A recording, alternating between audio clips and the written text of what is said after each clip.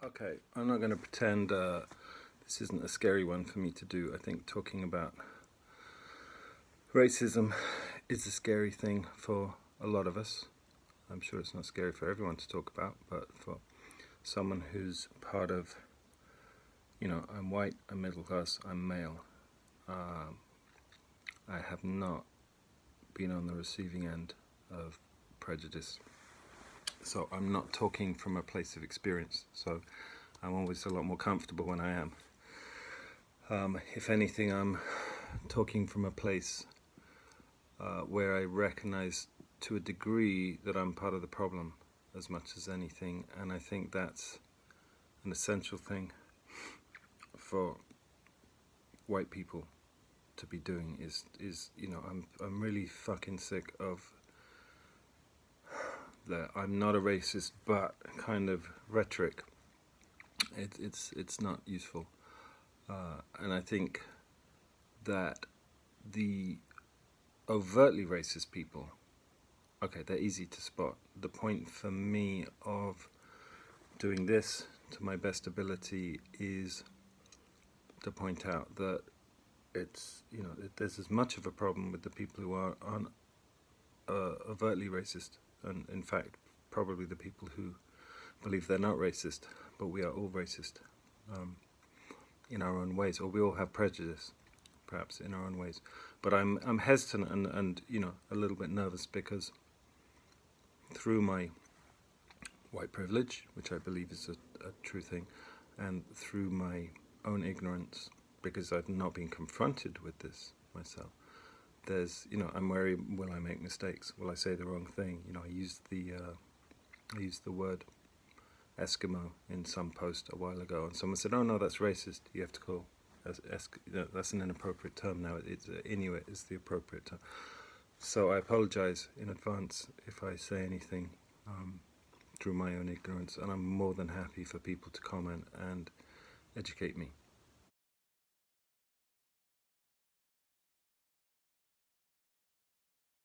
The first one I think is it's good advice for how a way to approach life in general, which is be curious about yourself, and inquire.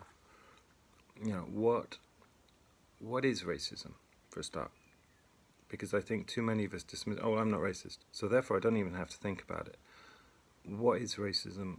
How does it live in you? Where does it come from in your own heritage? What were you taught? What did you grow up with?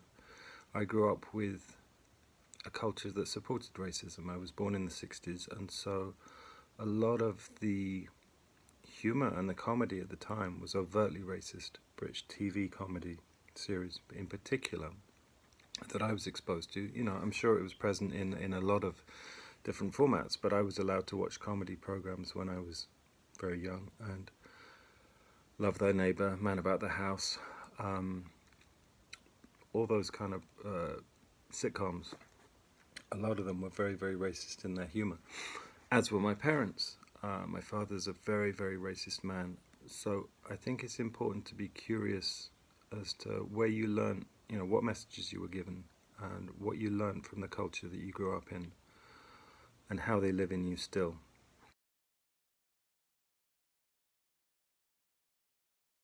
The next thing, this is a contentious one, but I would say I'm very, very, very wary of political correctness. I don't like political correctness. It's not that I disagree with it in its essence.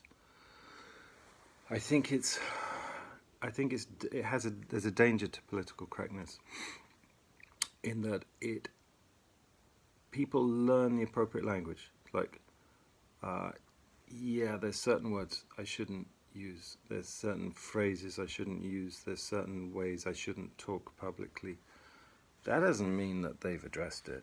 That doesn't mean that any of these issues have actually been looked at. It just means you've learnt parrot fashion what you can and can't say. And I think we need to have the courage to have discussions, open discussions, where we go beyond political correctness and learned behavior and actually have the courage to say, well, this is how I see things. What's your experience, rather than shying away from it. I mean, even my introduction is kind of, I'm tiptoeing around, I don't want to upset anyone, I think I probably need to upset people to say, oh fuck, sorry, I didn't know that Eskimo was inappropriate, right? If I've upset you, that wasn't my intention. That's because I didn't know that.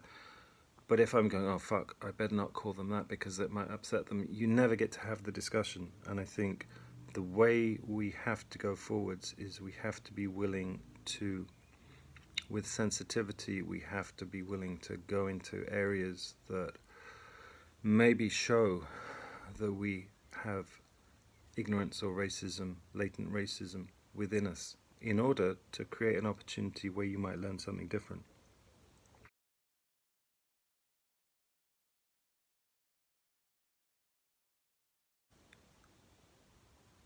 This again is not, the next one I think is this thing, Black Lives Matter, and I posted a thing yesterday where I quoted Donald Trump saying how he didn't trust the Black Lives Matter movement, and that kind of white response, well, all lives matter.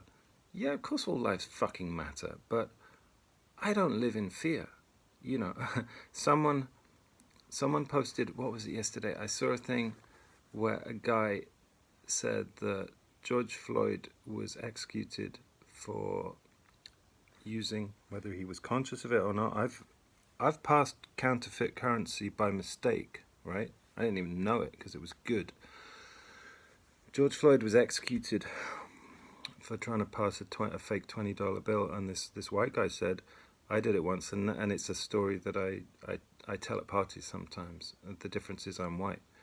And I think that's the point with Black Lives Matter. Of course all lives matter, but white people don't live in fear. If we get pulled over by the cops, yeah, I get a little bit tense, but I'm not worried that I'm going to get my brains blown out when I'm jogging. I'm not worried that I'm going to get arrested because of my color. I'm not worried that I'm going to be harassed and thrown in prison and beaten to death.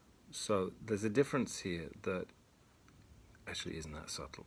And again, please comment on this because it's not my main field, but that's my understanding of what the primary difference is, and maybe there's a whole lot more that I don't know about.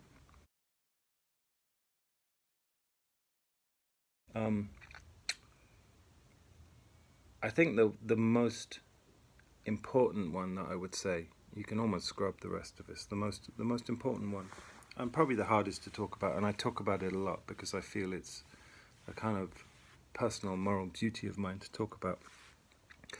The most important thing I can say to anyone is stop saying I'm not racist and start asking, how am I racist?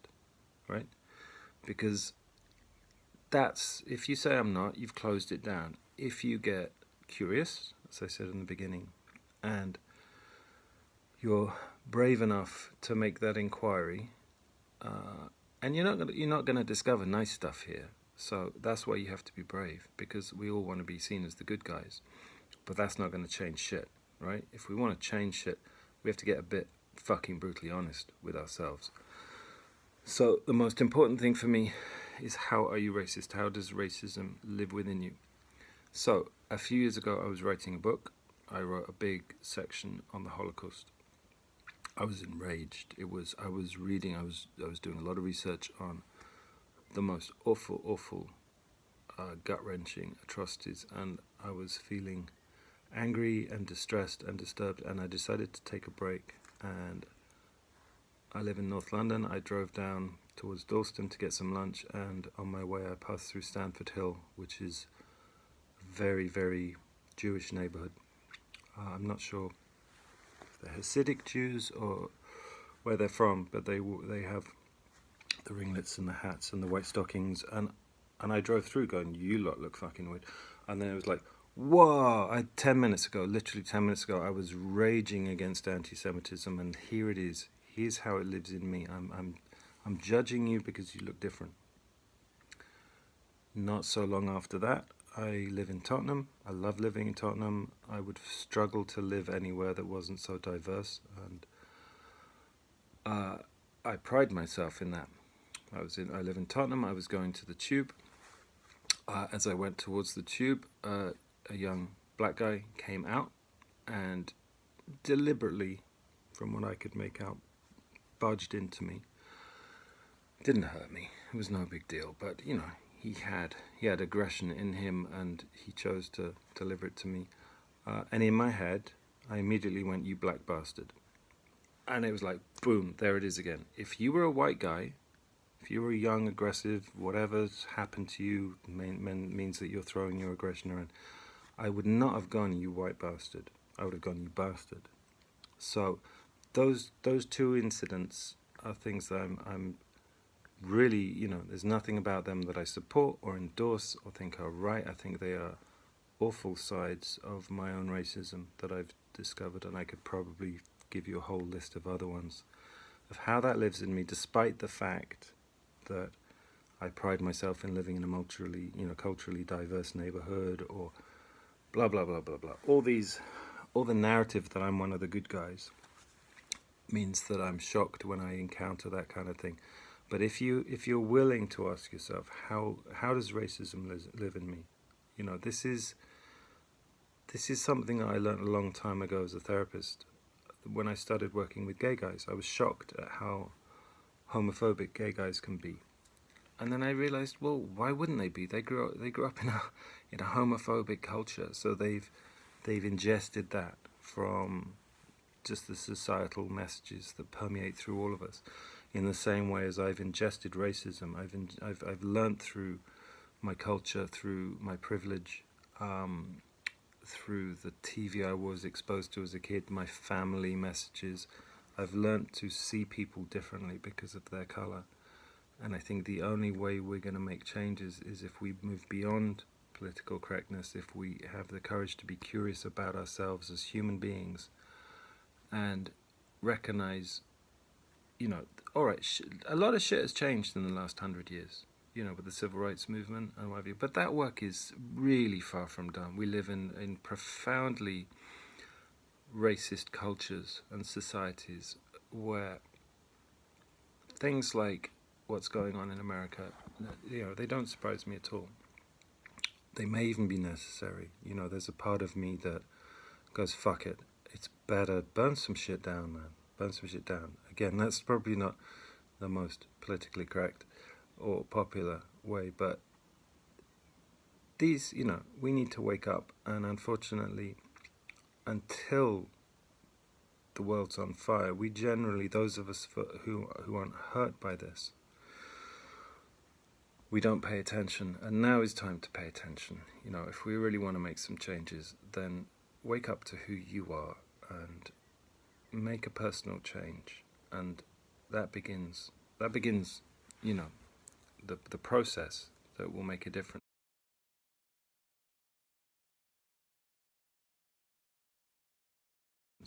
I spoke to a friend of mine called Lola, who I admire enormously, and she's very active, she's a brilliant voice in speaking out with intelligence about what her experience as a proud, strong black woman in our culture is.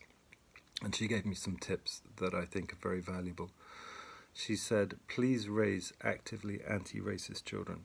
So don't raise them like I was raised. You know, consciously teach your children to be anti-racist. Which I haven't taught my kids that, but they inspire me because I think they really understand this in a way that gives me hope for the future, and that's how we're really going to make a difference. The next one was be aware of your subconscious racism and microaggressions in the workplace, which I guess is similar to what I'm talking about with my own subconscious racism. Educate yourself, your family and friends on African history, not what you were taught in school. I wasn't taught anything in school, at all, nothing. So, understand and acknowledge your white privilege. Yeah. Spread the importance and awareness of why Black Lives Matter. I hope that I got that one right. Speak up as you would with regards to domestic violence, sexual abuse, etc. I think that's a really important one. You know, we made a film not so long ago about domestic violence, and exactly this is how we should look at racism and sexual abuse and all these things with the same value, the same importance. Take time out to listen and actually hear what your black friends share with you. without any buts. Stop stereotyping people. We are more than athletes, dancers and singers. Stop using the term third world countries. Simply do more.